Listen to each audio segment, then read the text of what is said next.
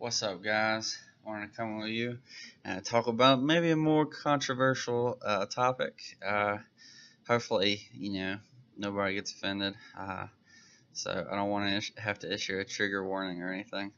Um, I want to talk about why DC Rebirth has gotten, and the Green Lantern Corps has gotten diversity right.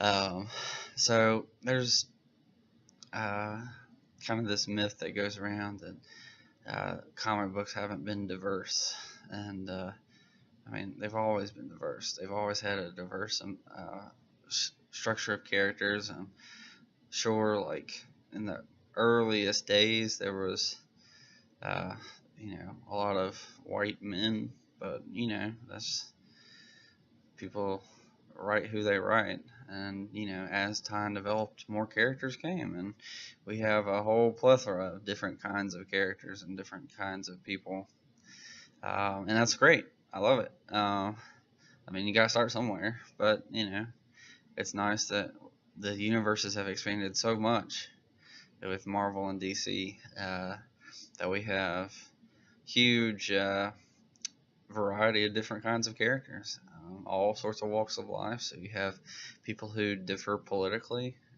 or characters that people, they're characters who differ politically. Some on one extreme, some on the other, and it's always interesting to see how they react. And so that's diverse and philosophy of thought, and then you have people of all shapes and sizes, people of all colors, people of all backgrounds, and it's great. But I think one of the best um, examples of diversity is Green Lanterns. You have the X-Men in the Marvel universe, and but in DC you've got the Green Lantern Corps, which has people of every race, and you have all sorts of different kinds of people in there. And so you're like, oh well, but four of the main first five Green Lanterns were white guys. So I'm like, yeah, but they were very different. You also got John Stewart, who you can't ignore that guy. I mean, leader of the Green Lantern Corps. Just one of my favorite Green Lanterns. If you haven't watched Justice League cartoon, and he is phenomenal. He's phenomenal in that show. I love him. Um, so if it weren't for the fact that um, Kyle Rayner becomes the White Lantern, then I'd say that John Stewart would be my second favorite. But I love that Kyle Rayner becomes the White Lantern. That's really awesome. But I mean, I guess you could say, like, if you're gonna count him as a White Lantern because he's a White Lantern, then John Stewart would be my second favorite Green Lantern. But and I will say, but I want to talk about these. So if you look, like, this is Hal Jordan, the Green Lantern Corps. This is you got all sorts of different creatures and people, and all sorts of shapes and sizes. They're pretty funny sometimes to look at. Like, there's a squirrel, and Kilowog is funny, and you got Tommy Ray and all sorts of different people. You got like a lot. It's interesting to see like some of the aliens and how they're imagined. Like a lot of them kind of look like like they're based off animals that we have, on Earth. But it's interesting. Like the Green Lantern Corps has all sorts of different species, and it's all always had men and women in it. At least since the Hal Jordan days, because I think Alan Scott kind of was more of a loner on Earth. It hadn't really gotten to the Green Lantern Corps, but once we got the Green Lantern Corps, we had a plethora of all sorts of different, people, different races, different colors, different, genders. So, I mean, the Green Lantern Corps is full of all sorts of diverse characters. All of them are different. They all have different backgrounds. They all have different actions and thoughts and philosophies. And one of my favorite things about this new Hal Jordan run, spoiler alert, is that this guy, Tomar-Ray, I believe is his name, is he's the son of the former Green Lantern from the olden days. He becomes a villain in the latest issues, and it's beautiful. It's beautiful. I love it. I think that is so good writing. But here's the thing. So we had Alan Scott, and then we had Hal Jordan, and we had John Stewart, and then we had Guy Gardner, and then we got Kyle Rayner, and the last four of those are just amazing. I mean, I like Alan Scott. I think Alan Scott is underused. I think he's been kind of a blight to DC writers for a while, and I hate that they've kind of just changed his character so much, and that he's not the same guy he used to be, and I hate that he's not like in the universe at all anymore. Because I think a character that you don't use is a wasted character, and anyways, but he's not my favorite, so I really don't care. I wasn't born in the 40s or 50s, or wasn't raised in the 40s and 50s when he was coming out, so whatever. I think that's when he came out. Anyways, so you had your main four: Hal, John, Guy, Kyle, and each one kind of served as the Green Lantern for a while. So Hal Jordan, I think he quits, and then you get John Stewart. You're supposed to get Guy, but Guy was in the hospital, so the ring goes to John Stewart instead. And then John Stewart, I don't remember what happens. I think he quits or something. I don't know. And then Guy Gardner gets the ring, and then we have that big Emerald Knight whatever story. I forget what it's called. I'm reading through it now. I got the first issue of Kyle Rayner, so I should really remember these things. But Kyle Rayner becomes the new Green Lantern, and so yeah, I just thought it ironic that I'm wearing a green Yoda shirt while I'm talking about Green Arrow in my last video and Green Lantern. But anyways, so you had those four, and those four are amazing. Well, then they came out with Simon Bias, and he's one of the first Muslim characters, and then they came out with Jessica Cruz, the first Earth female Green Lantern, and they are so good. They are really great characters. And at first I was like, I don't know about these guys. Like, I've never met them. I'm always unsure about new characters until I get to know them and love them. And so what they did, instead of, because everybody loves Hal Jordan and the Green Lanterns, and so in Rebirth, people wanted like their old heroes back, and that was the complaint in New 52, is that New 52 took priceless characters like Wally West and replaced them with a different Wally West 2, and other things like that. And so I don't remember what they did with the Green Lanterns. I think some of them just kind of were played less often. And anyways, so all sorts of crazy things happened in New 52. So they decided that they wanted to give us the new characters, Simon Bias and Jessica Cruz, but they knew the fans wanted Hal Jordan and the Green Lantern Corps. So they gave us both. Let's go. And I'm going to say these are two of the best series in Rebirth. If you were not reading them, you missed out, friend. You missed out, because they are excellent. So DC gives us both. I'm just, whoa, what a novel idea to give us both heroes. Give us the new heroes that we love. Give us the old heroes that we love, and keep them the same. I love the new diverse characters. You got Simon Baz. I'm not a Muslim, but I can identify with him. He's religious. He's trying to balance his fears about having a gun, about not trusting the ring. I think that's super interesting. In fact, when him and Batman have those crossover issues, that was so good. That was really good. Jessica Cruz has super intense fear. I'm not a woman. I'm not a Green Lantern. I'm not Hispanic like she is. But I can identify with that, like crippling fear. Yeah, I've had fear that like that before, and just seeing like how she overcame fear, just gives you courage as you're reading that you can overcome fear too. And so I really want to criticize the people who say you can't identify with characters that aren't your race or gender. I'm like, or religion. I think they're really great. And I'm just going to tell you, Jessica Cruz and Simon Baez were meant to work together. I'm so glad that they didn't like separate us and just give us one.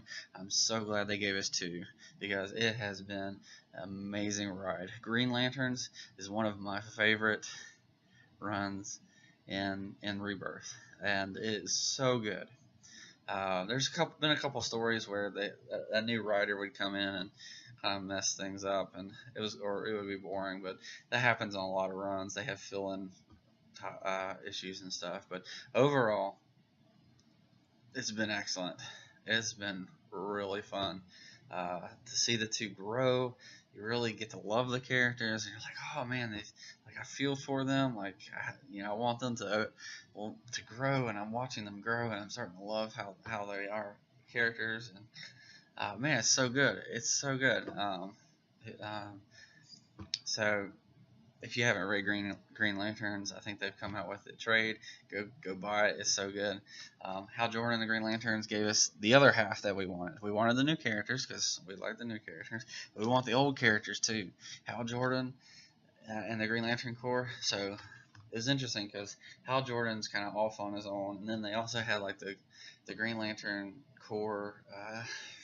Forget that little 6-issue series where they're off in a dying universe, which was really interesting. I really enjoyed that.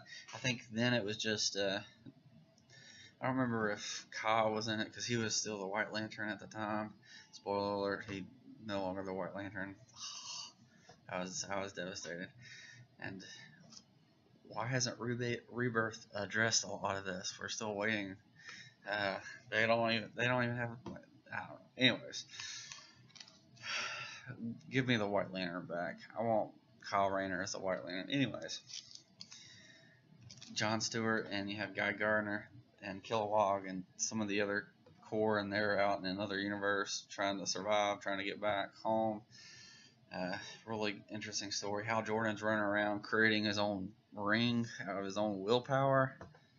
It's crazy. That was an amazing issue. And so, but you have Hal Jordan, which is the greatest Green Lantern there ever will be. Hal Jordan is the quintessential Green Lantern.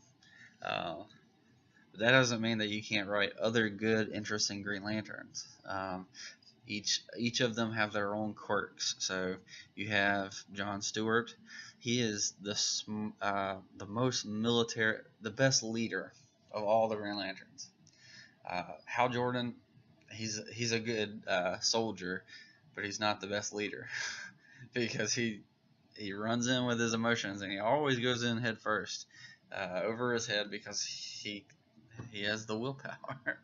but John Stewart is a critical thinker when it comes to strategy, and it's great.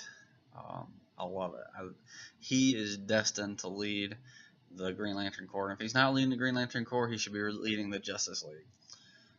Honestly, that's who should have been leading the Justice League and not Cyborg. But just saying, Cyborg shouldn't be in the Justice League. But anyways, that's another thing. You should have John Stewart in there leading the Justice League instead because he's a better leader. Cyborg isn't. Anyways, then you have Guy Gardner. Guy Gardner he's got probably as much willpower as well, it's not as much as Hal, but he's stubborn. He's the most stubborn guy, and you love to hate the guy because you know that he does the right thing in the end, and he's a jerk. And but once you get to know the guy and you're fighting with him and you're watching him grow as a character, and that he really does care about other people. You really start to like him too, and he's probably the best fighter of all of them. So he gets down dirty. I love in the Hal Jordan Green Lantern Corps, they team up with the Yellow Lanterns, and he fights. What's the guy's name? Achilles, or I forget the guy's name. Big yellow dude. They go fist to fist, mano a mano, without their rings. It's beautiful. And then Kyle Rayner, he's the emotional spectrum like champion. He's able to conquer all of the emotions of the spectrum and becomes the White Lantern. I mean, Kyle says he's the greatest Green Lantern, but I'd say he's the greatest Lantern. Hal's the best Green Lantern. And then you have Simon Baez, and that dude, man, my favorite issue. That's so good when he gets all the Green Lantern rings from all the other first Green Lantern Corps. Oh, that's so beautiful. That's so good. And he's like, you see the cover, and he's got like a bunch of rings on his hands, and I'm like, yes, give me more of this. Give me more of this. Jessica Cruz, I think she is the best negotiator of all of them. Like, she's really the peacekeeper of the Green Lantern Corps. Honestly, I feel like if you're gonna cancel these two runs, what you need to do is put Simon Baez and Jessica Cruz in the Green Lantern Corps. If you don't cancel them, if you keep them both, give me more Jessica Cruz and Simon Baez in the Green Lantern Corps. That's what I want. Because it's sad that they haven't dealt with Hal Jordan. And one of my favorite crossovers is when they go to, she has to go to the Green Lantern Corps to earn her title as a Green Lantern. And I thought it was weird because he had already given a Green Lantern and the ring chose her, but whatever. Now she's in the Green Lantern Corps, whatever. It was okay, but I love that story. It was so much fun to watch her fight Guy Gardner, and that was really fun. And then to see Simon Baez fight Kyle Rayner, I loved it. It was funny. So, but kind of, I know I've been rambling on about these, but each of these characters has not been forced upon us. They're slowly building them as characters. They're fleshing out who they are. They have problems, and you watch them overcome their problems. A lot of the problems with the diverse characters is they don't have problems. They're perfect. They are boring, ultimately. What makes a character great is to see their flaws and see them overcome their flaws. Because every hero has flaws. Every person has flaws in general. I have flaws, you have flaws, everybody has flaws. And what makes us good character is overcoming those flaws and becoming a better person. And that's what draws you in to loving a character, is you watch them struggle, and they have problems, they have flaws, and they fight and struggle to get over those. And of course, then new problems and new flaws show up, and then you work and you try to overcome those and fight those. And that is amazing. It's amazing. What I don't like is forced diversity. When you choose somebody just because they're a certain color, or just because they're a certain gender, or just because they're a certain religion, and you create, it's not bad to create somebody because you want to add diversity into it, but when you force it down our throat, that's when it becomes a problem. And it's so like backhanded, back-fisted. We're just, I don't like, just tell me a story. That's all I want in my comic books. I'm coming to read an interesting story. If it has diverse characters in it, it has diverse characters in it. If it doesn't have diverse characters in it, it doesn't have diverse characters in it. My question isn't who's in it, because I don't really care. Just tell me an interesting story. Just develop the plot. Don't make a person defined only by the fact that they're diverse. That's not an interesting character. It's interesting tidbit. It's like, oh wait, but Simon Baez is Muslim. Oh, that's interesting. Tell me more. He's also, a former convict. He was in prison when he got the ring. that's interesting. Tell me more. Oh, he carries a gun. Oh, that's interesting. Tell me more. So you develop these characters with lots of characteristics. You don't just say, "Oh, he's Muslim," and then over and over and over again remind me how he was Muslim. I don't care. You know, I think it's cool that he is. You know, but why does that have to define him in totality as a person? Uh, it should be an aspect of his character, of course. It might be even an important aspect of his character. Like you think Daredevil, like one of his important aspects is Catholic. He's a Catholic. He's always going to confess his sins, but that's no more important to his character than the fact that he's a lawyer.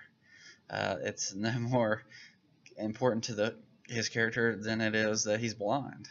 And that he has a superpower of echolocation, is my theory, um, and a great fighter.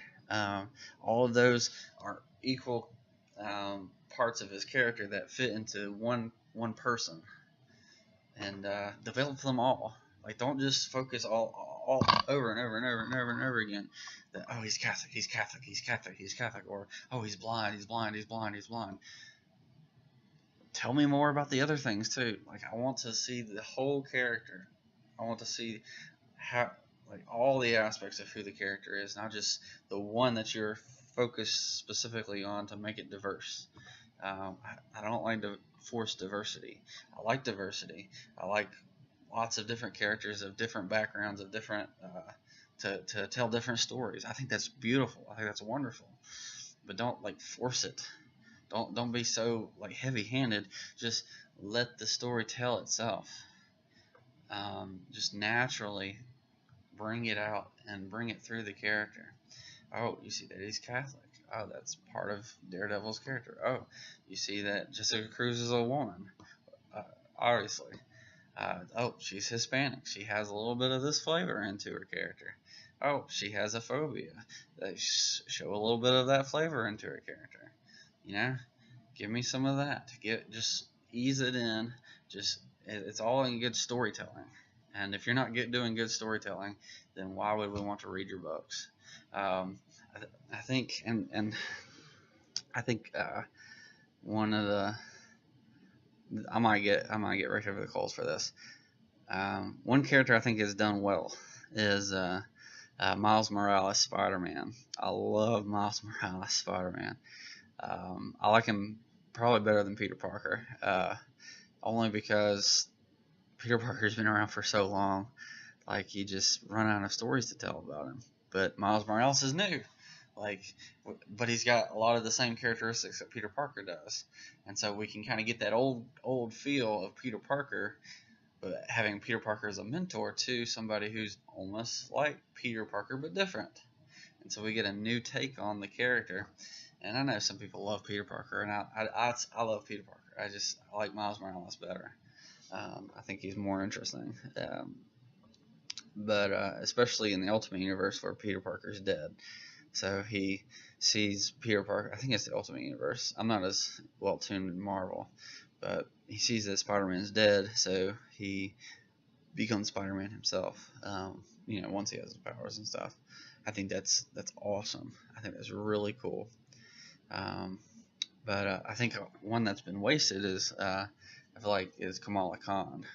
I think Miss Marvel is a really interesting character. She's a legacy character because we had Carol Danvers as Miss Marvel, and maybe one day she'll become Captain Marvel. That'd be really interesting. I think that'd be really cool. But I think the problem is like a lot of times like the way she's been written is not enjoyable because they just kind of force a lot of the diversity checklist on you, and I'm just like, make that an aspect of her character. That's awesome. That's really great, but don't force it down our throats. Just let us fall in love with the character as she reacts to the stories. Don't make it so heavy-handed that's not like I was reading Champions for a while, but it just got so so heavy-handed in political things. I was just like, this is awful. Like, I just want a good story that doesn't have to be about anything, where I can fall in love with these characters. Because I think The Champions was a really awesome book, or really awesome idea. I thought it was really cool. I just didn't like the way it played out. I didn't really care for the Hulk that they had. Like, I didn't get to know him very well. But I like Miles Morales. I like um, Cyclops. I've always liked Cyclops. I hate what they've done to his character. Um, but yeah, so that's my thoughts on that. And I think that Green Lantern Corps has done really well with diversity over the years, and just fleshing out its characters, building these characters, and um, not being afraid to have different diverse characters without really making it a huge deal. And it's just diverse, and it's awesome. It's not forcing it down our throats to have diverse characters. So, anyways, this is a super long video. Let me know what you think. Am I wrong? Am I an idiot? Probably, but I love the Green Lantern Corps. I always have. Green Lantern is one of my favorite heroes ever. And so let me know what you think. Leave it in the comments. I'd love to talk about it. I love all the superhero characters. I love it when they're written well, and when they don't like try to force me to like somebody just because on the merit of them being diverse, rather than having them grow on me through story. That's basically what I'm saying. So it was a really long video for that little point, but I really love the Green Lanterns, and I love the Hal Jordan, the Green Lantern Corps. And if you haven't read them, you need to pick it up. It's really good. It's still really good. Each issue comes out still good, or you can pick up the trade. is great. So leave me a comment, and I'll talk to you the next time. Peace.